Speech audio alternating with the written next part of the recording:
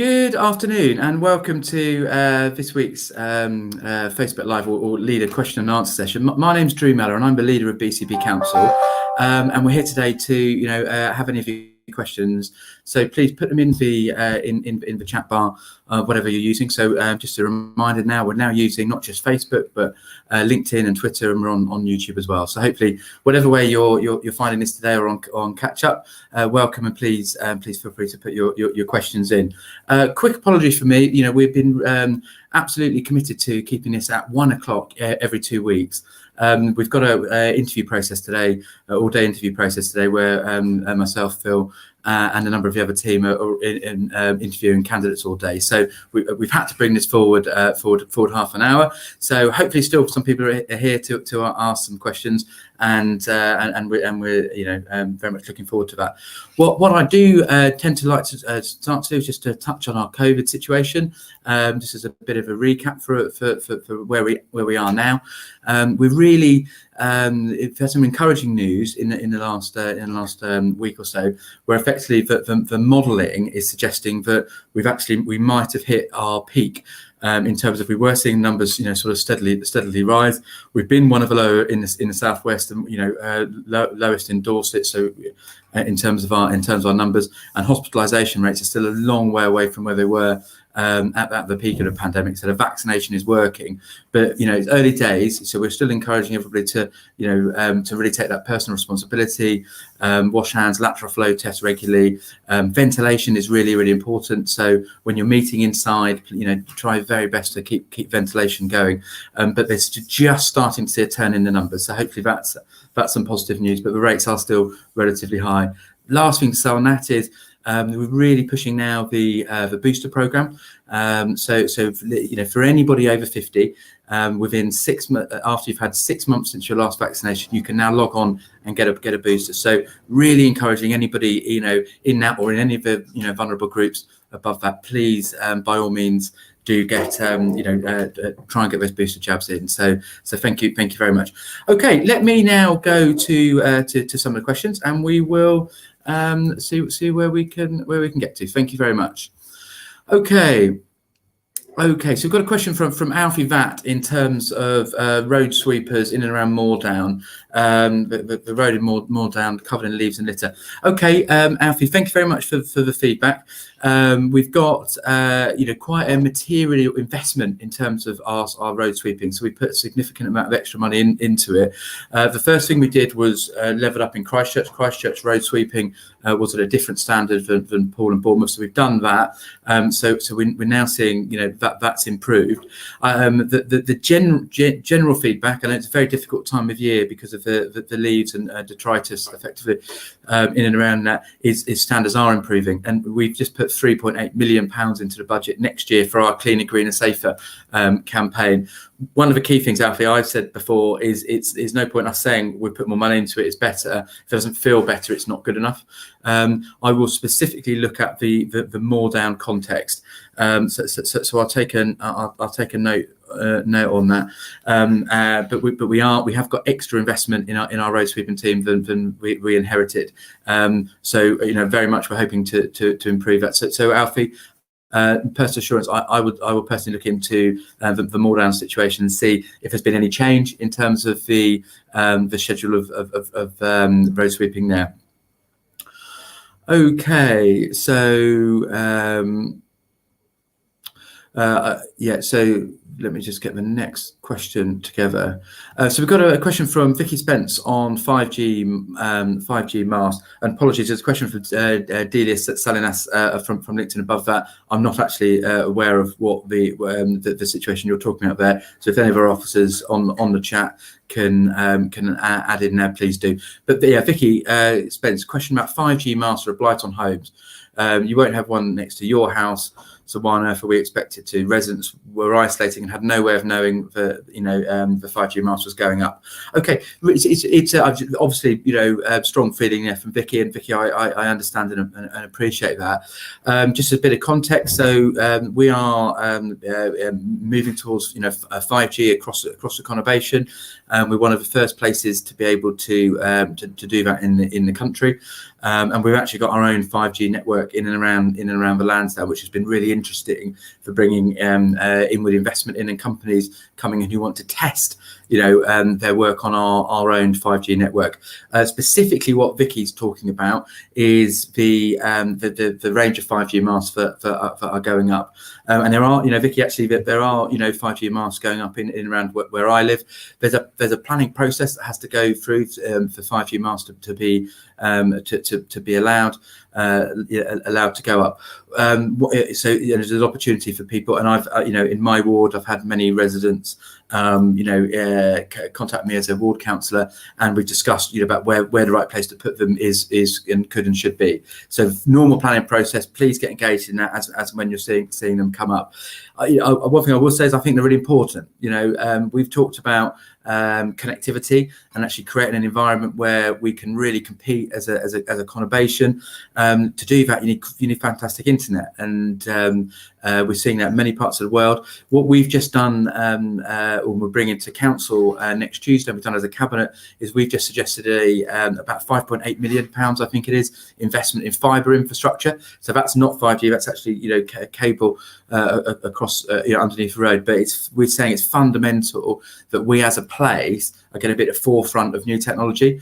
It does, and it will. And Vicky, bear with us, please.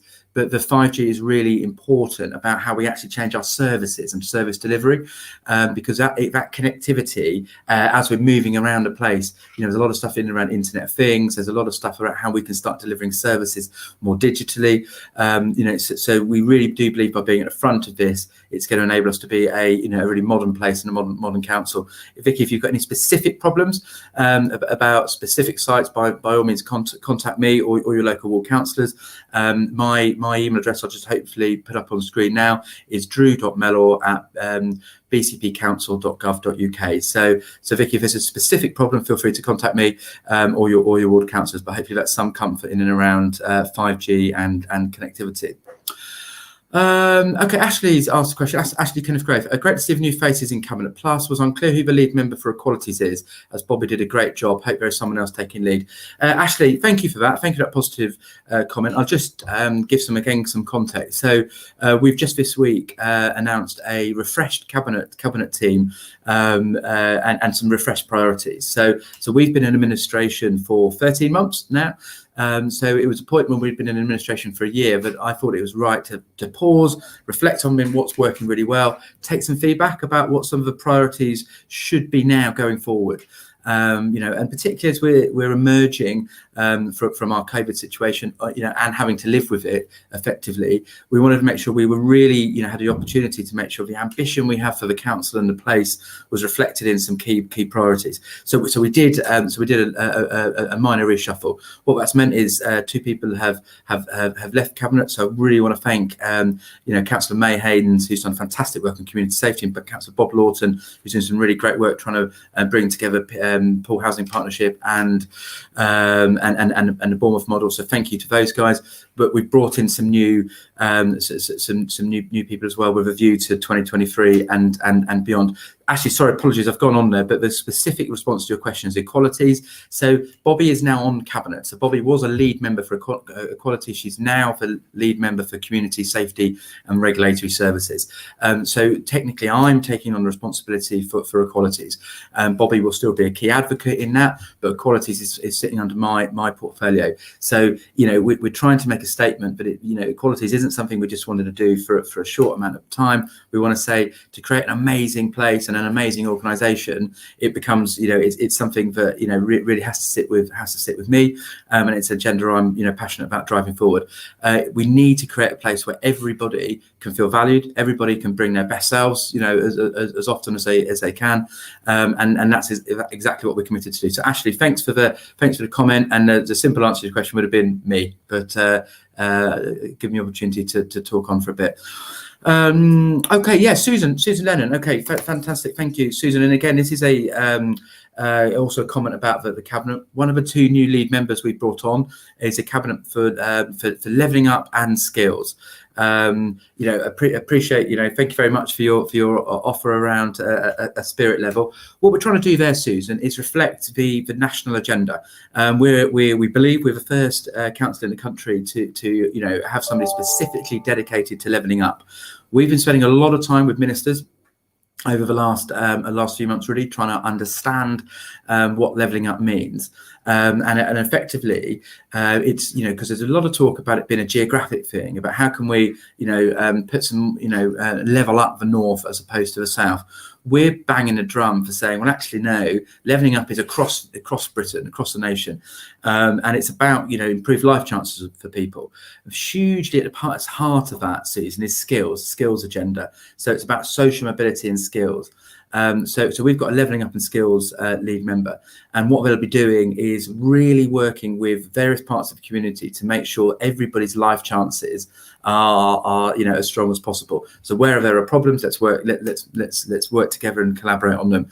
Key in that is skills, lifelong skills. So do our children have the opportunity to go into the skills and the jobs that our economy needs them to? So, construction, we've got a big regeneration agenda. So do we have the construction skills? A personal experience of engineering and manufacturing.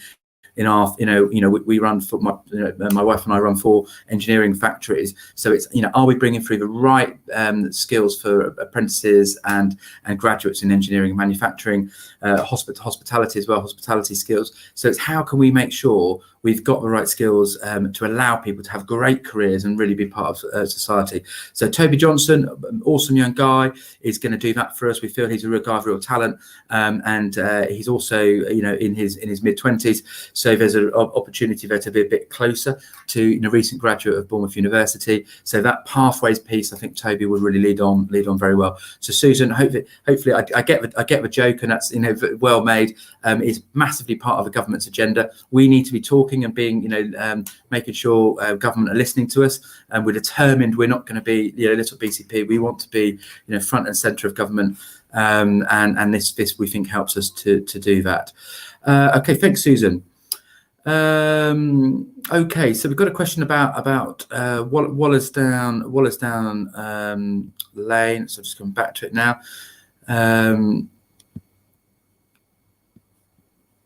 Okay, yeah, thank you very much for finding it for me. I'd lost it on my page.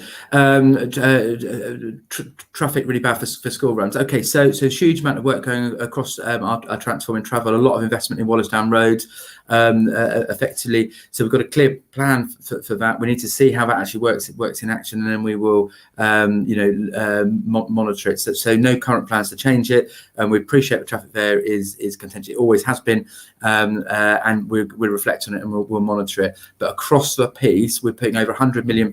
Well, the government actually is putting in, giving us about 80 million. We're putting in about 20 for our transforming travel. So we're trying to do a widespread program of work, really ambitious, never the like seen before, and the scale of it. So we hope we're one of the third most congested parts of the country, and this £100 million should affect it. So we monitor Wallersdown, and we bring different solutions to it as and when we need to, but no current plans.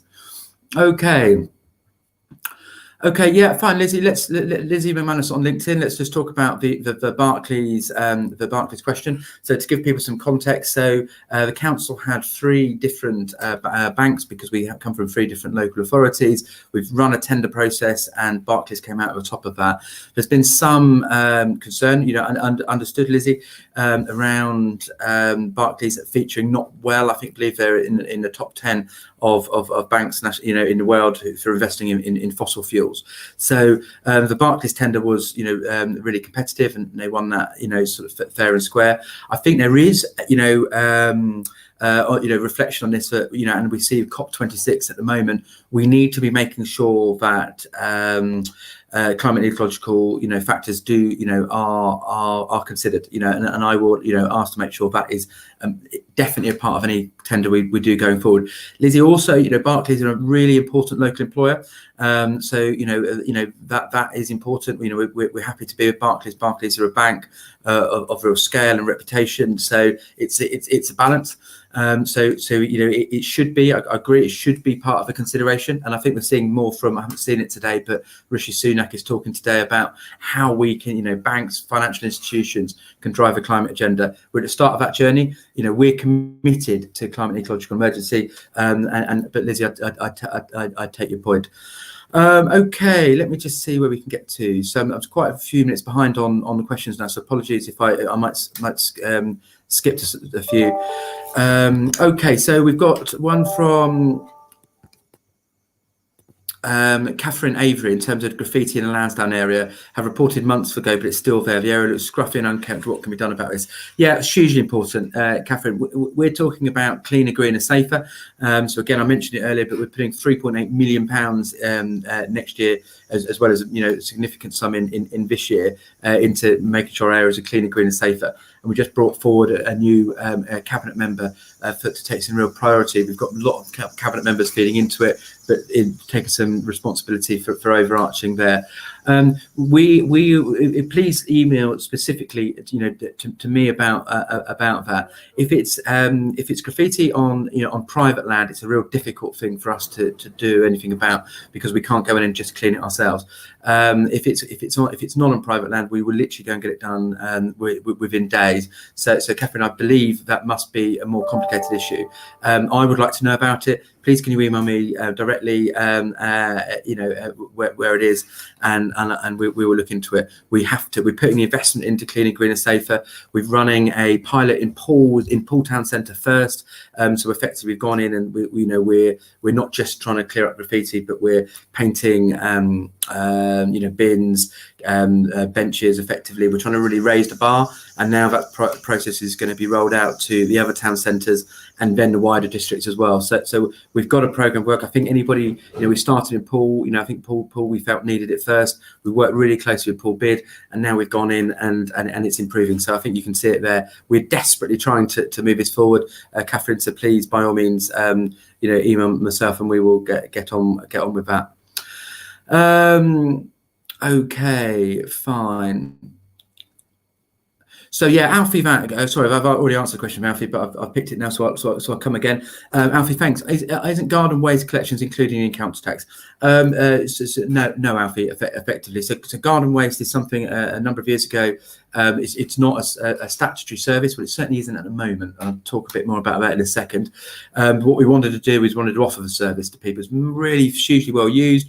Personally, I think excellent value. So for around about £50 a year, you can get a green bin, and we collect that for a majority of the year. So it's an extra service we're offering. Alfie, there is a government paper going through that we expect to see the results of shortly in and around waste generally. And there's an expectation in that they're going to ask councils across the country. So not every council offers the green bin, the garden waste.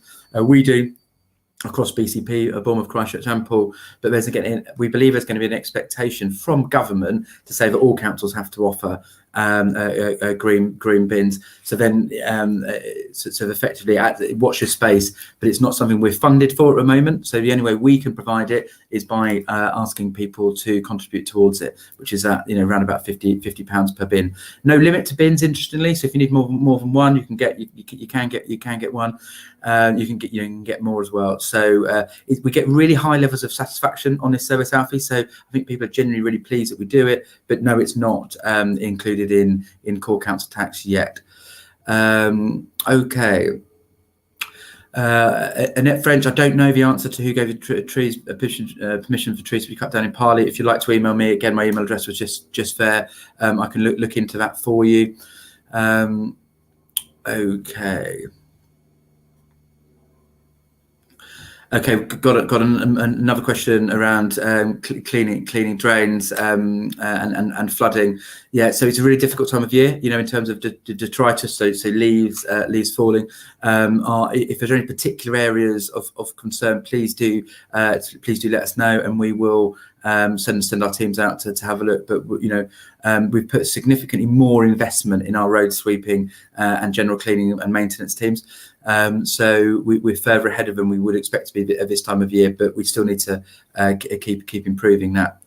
Okay, so Aid, Chapman Low, it's been a year since you came to power. Back then you promised that the local EV charging situation would be improved, but here we are a year later and a large number of chargers are dead and no real sign of any improvements and large number, got detail there. Yeah, Aid, it's a fair challenge. It's really, important one. So we've come up forward with our big plan.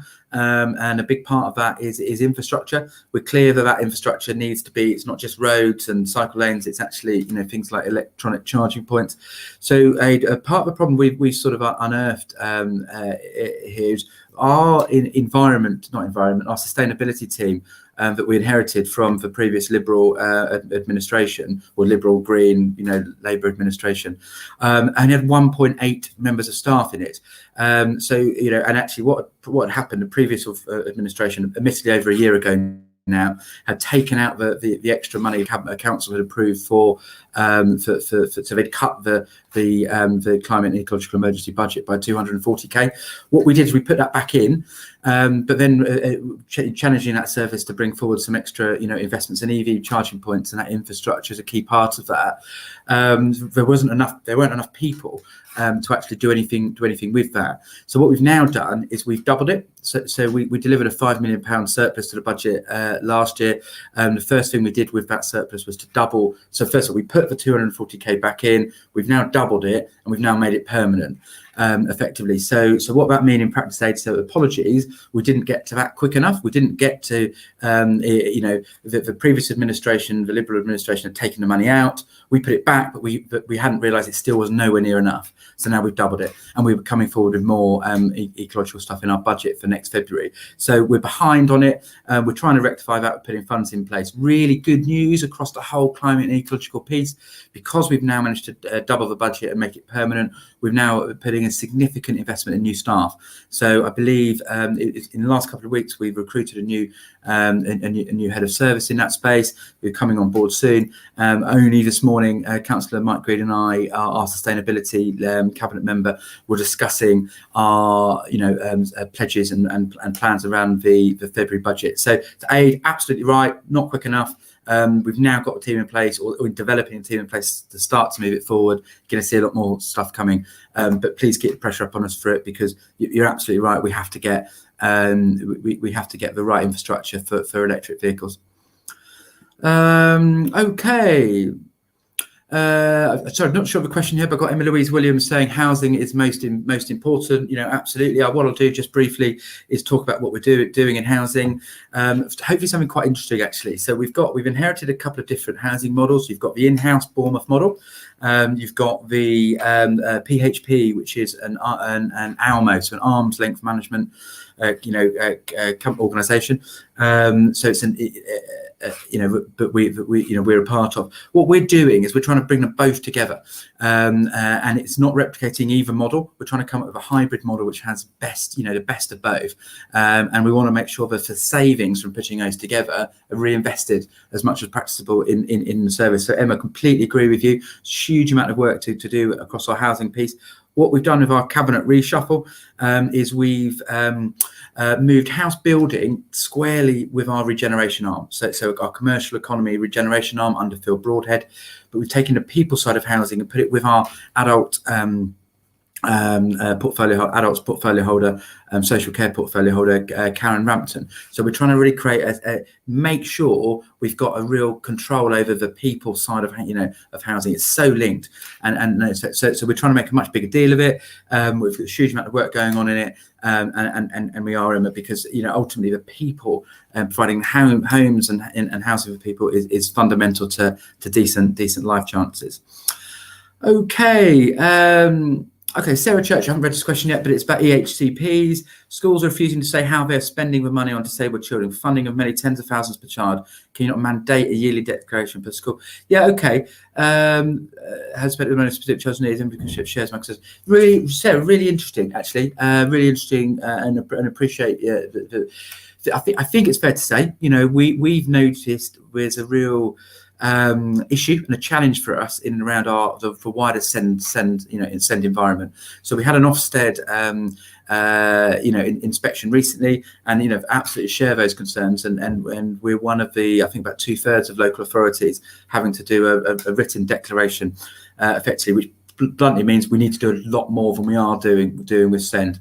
So I'm going a bit around it, but then I'll come back to HCPs. Sarah, so what we did, we knew there was an issue, and in last February we put £10 million of capital money and made that available to support Send environment. We think inclusion is really important, so more mainstream schools. It'd be great if more children can be schooled really close to their locality where they live. At the moment, too many kids are being forced out of area and often out of the county for placements. So we're trying to do a big inclusion piece, Sarah, and what that means, we've done something called an appreciative inquiry.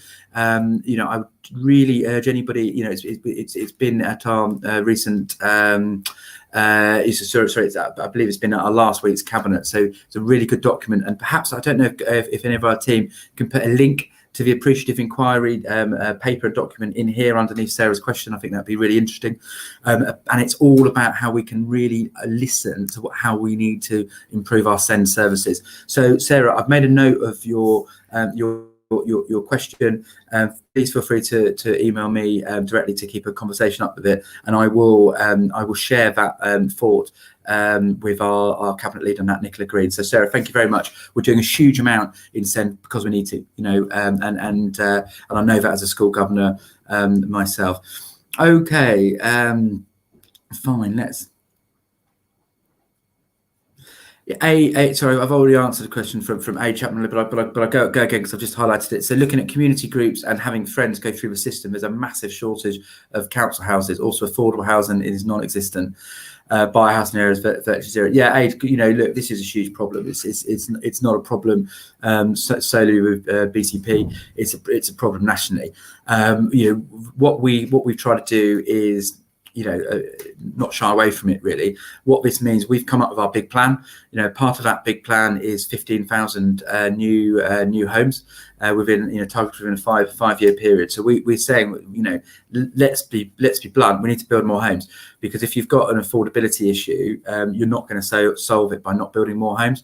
We're trying to balance that against our protection of the green belt, and we're really firm on that. There should be no need to build material amount of homes on the green belt, and we're going to be champions of that new local plan coming through, which will largely reinforce that. So we need to be building new homes for people. We're looking quite seriously at urban densification. So, in our town centre environments, how can we not build more homes there which can support walkability and those types of environments? There's a massive evidence base that if you create better places in towns and where you can actually put better density, then some people will move into those, choose to retire in those spaces, as well as young people come in and other types of homes for young people as well. What that does do, that frees up other stock. So Aid, we've got to build more homes. What we did in Poole, we've just approved the Carter's Quay, so the Hamworthy scheme where we're building ourselves. We're putting our own money into building, I think it's 167 homes over there. We're going to own them as well. We're going to carry on owning them. So they will be local homes for local people, because at the moment there's a real issue around second homes. So, we're not going to sit back. We're going to build. So take Poole for an example. We're building 167 homes. We're going to own them ourselves. So there'll be rental, for the rental market. So they're going to be, homes for local people. That doesn't help people's ability to be able to buy them, but it does if we can really move the needle on the amount of those types of schemes we can get forward. That scheme was stuck. It wasn't going anywhere. Those homes weren't going to get built anytime soon. We've intervened. We're going to do it, and we're going to do a lot more of that aid. So very much watch this space. We need to build more homes. We're going to do it, and there needs to be local homes for local people, which again we're going to use our ability to do that. Okay, I've got a question about Southern Gas, which I don't have an answer to. So Mike Warren, I'll look into that separately. Okay. Yeah. Okay, let me just see. I've literally got a minute or two left, so let me just see if I've got anything specific, but I can answer. I haven't already. Okay, so Dave Andrews, you asked a question about when you upgrade the size of the general waste bins from 140 litres to 240 litres. My general waste bin is often overflowing. Yeah, we touched on bins today with the green race. Dave, thanks very much for the question. Something I will say is, households of a certain size. I believe it's households over 5. we're in a household of over 5 people, and bluntly, both our recycling and our normal bin is often too full. So effectively, if you're 5 people and over, you can purchase another bin effectively. So there is ability to do that. So appreciate that's not the question you're asking, Dave, because you're saying how can we get the general bins up from 140 to 240 litres. So the solution now is you can contact us if you're a reasonable sized household and get a bigger bin. We'll have to pay or at least make a contribution for it. It doesn't cover the full cost of it, but it makes a contribution. Secondly, Dave, I've referenced earlier the government's waste strategy. So it's a little bit about watch this space. They're very much pushing us towards more recycling and high recycling rates. We're committed to keeping a 2 weekly collection. We've seen some areas in Wales have really increased their recycling rates, but have done it by going to 4 weekly. We don't want, we listen to residents, and we don't want to do that effectively. So we need to find other ways of getting more stuff going into recycling. So, Dave, 2 answers. One, if you've got a problem now, you can purchase another bin if you're a reasonable sized household. I've actually asked a question this week that said, well, why should it be another? Just if you're a larger household. Other people, if you want to pay for an extra bin, well, why can't you pay for an extra bin? So watch the space locally and nationally, Dave. We should have some. The waste market is going to change, and the government are doing something about it. So it'll be interesting to see what comes up there. Okay, fine, brilliant. So we're actually at 1 minute past 1 now. Really apologies. I'd like to keep these sessions running on for a little bit longer when I do them to get to all of the questions. I've got back to back. I've got a meeting I've got to go into for interview for our COO role. We're back here in 2 weeks' time. So please, we'll be at our usual time of 1 o'clock. So thank you everybody who's asked some questions at our earlier time. And apologies for anybody who's tuning in now for us to start. And last thing, I raise it regularly. So we're starting to do some themed sessions. So we did a really good one with the Police and Crime Commissioner on ASB. So that was really well received. We've done things in the summer, like our summer response and all of that. Any suggestions really welcome, because we really like. We've got some great feedback, but we don't really want it to be stuff on our agenda to talk about. We want it to be more about, well, actually, what does the public want us to talk about? This is a really great sort of technology now. We can bring in a bunch of different people. So please, by all means, make any suggestions to me. If I could just put my email address up again one last time. So that's drew.mellor@bcpcouncil.gov.uk. So these are great. These every 2 weeks, and we're delighted to do them. It really help us shape what we're doing. But by all means, please contact myself or any of your ward councillors if you've got something you don't want to wait for the 2 weeks for. So thank you very much for your time. I really appreciate it, and look forward to seeing you again in 2 weeks' time. Many thanks. Bye bye.